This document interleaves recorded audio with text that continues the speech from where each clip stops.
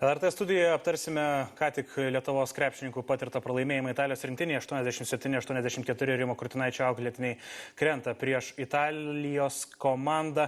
Tautvydas Šležas studijoje kartu su manimi Benu Klimaičiu. Tautvydai, pralaimėjimas, kurio galbūt labai nesinorėjo, žinant, kad tos pergalės perina į antrąjį atrankos etapą ir ten laukia tikrai labai galingos komandos. Spurtas ketvirtojo kėlinio pradžioje atrodė jau nulaužė rungtynes ir tie antrojo Lietuvos penketo žaidėjai, apie kuriuos kalbėjome, tikrai pasistebė į viršų, Ignas Sargiūnas, Ignas Brazdeikis, bet galiausiai to spurto nepakako. Kodėl? Liūdna, nesmagu, tikrai neskanu, turėjom laimėti šitas rungtynės ir, žinai, kalbame mes dabar apie žaidėjus jaunuosius, Buzelis, Jakučionis, atvyksta NBA, yra krepšininkai dabar NBA stratosferoje besisukantis. Bet Jakučionio pamatėme mes sprendimuose tam tikrose rungtynių pabaigoje, kad vis dar yra jaunas žaidėjas. Ir tu negali ant jo pykti, jis yra nepatyręs, jis nežaidęs ir niekada rinktiniai, nesvarbu, kokį jis potencialą turi ar ne, bet kaip ir kiekvienas žaidėjas savo karjeroje, kuris yra aukšto lygio, jis tas patirtis susirenka, padaro išvadas ir juda į priekį.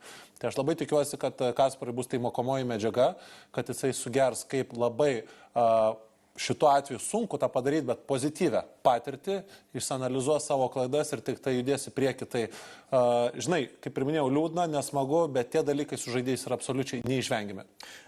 Rimas Kurtinaitis kartu su Linu Kleiza prieš šį langą kalbėjo, kad tai yra viena stipriausių rinktinių per pastarosius metų, ar ne, pavyko prisikviesti Matą Buzelį, Kasparą Jakučionį, Jonas Valančiūnas atvyko už Atlanto, bet pralaimėjimas patirtas ne tik Italijai, bet ir Ukrainai kontrolinėse rungtynėse ir įvykta tik Didžiojoje Britanijoje. Kokią mokomąją medžiagą turėtų iš šio lango pasisemti trenerių štabas, kuris turėjo tikrai labai rimtą medžiagą, iš kurios reikėtų sulipdyti tą teigiamą rezultatą, bet to nesugebėjo padaryti. Žinai, labai sunku komentuoti, ką jie iš to gali pasisemti, nes mes iki galo nežinom, koks jų buvo rungtynių planas. Tai mes galim žiūrėti, mes galim stebėti, mes galim nuspėti ir interpretuoti, kas tai buvo, bet iki galo gal šito nekomentuosiu, nes kad tą visą suprasti reikia būti kiekvieną dieną treniruotėse, reikia kiekvienam susitikime būti, vaizdo peržiūrė ir panašiai. Tai aš tikiu, kad treneriai vis tiek su patirtim pasidarys kažkokias išvadas ir judėsim į priekį. Kaip komplikuojasi dabar Lietuvos rinktinės situacija grupėje, Tautvydai, tavo nuomonė, einant į antrąją grupę, kur laukia, kaip jau ir minėjau, per pertrauką Turkija, Serbija, Bosnija ir Hercegovina. Turkai turi 5 pergalės iš 5 galimų rungtynių, kurias žaidė, serbai 3 pergalės, 2 pralaimėjimai, bet dar laukia vienos rungtynės jų. Kiek ta situacija komplikuojasi pralaimėjus šias rungtynės Italijai.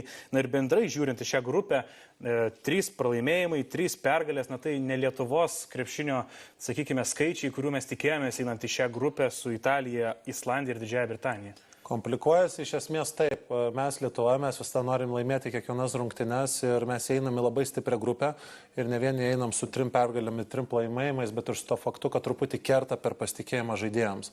Praeitas langas truputį kirto, kai patyrėm pralaimėjimą irgi tiem patiems italams, išsigelbėjom su britais.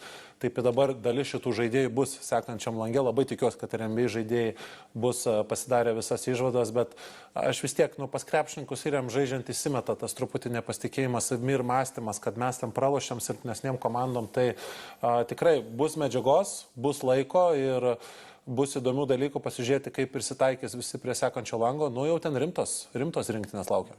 Ko, Tautvydai, tavo nuomonė trūko šitai rinktiniai šiame lange? Vis dėlto turėjome ir debiutuojančius NBA krepšininkus, kuriems suvokiama, kad reikėjo prisitaikyti prie europinio krepšinio. Turėjome ir Joną Valančiūną, kuris to europinio krepšinio yra patyręs. Ąžuolas Tubelis buvo nuostabus, bet net ir jo lyderystės šiame lange nepakako.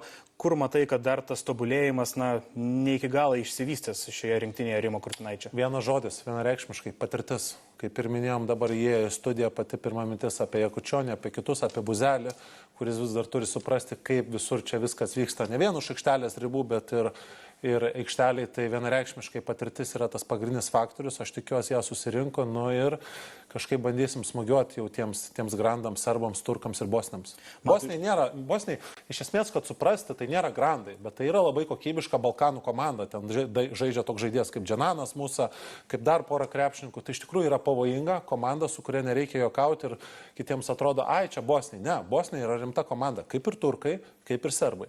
Kaip ir italai, be abejo, kažkaip praeitime atrodo gyvename, italams tas skaudus pralaimėjimas 2004-aisiais, Dženanas Musabija yra labai skaudžiai baudęs ir Lietuvos jaunimo rinktinės, jaunimo lygmenių. Tautvydai, kaip tą bendrai jau pabaigai pačiai Mato Buzelio įvertintum pasirodymą šiame lange, vis dėlto jis pats atėjo, sakė, galbūt man bus lengva, galbūt sunku, pamatysime, mes turbūt visi labai daug iš jo tikėjomės ir galbūt pačiam Matui tai pakišo koją, nes ir jis iš pats savęs tikėjosi labai daug ir mes iš jo tikėjomės. Žinai, dviprasmiškai žiūriu į tą situaciją, akivaizdu, kad tai yra milžiniškas talentas tais duomenim, kad turi ir su tuo, ką jam Dievas davė.